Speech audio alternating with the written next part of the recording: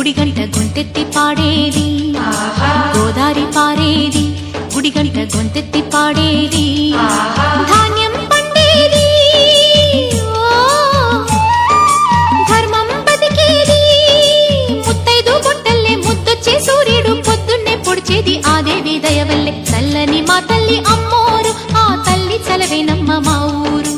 చల్లని మా తల్లి అమ్మోరు, ఆ తల్లి చలవేనమ్మ మా ఊరు.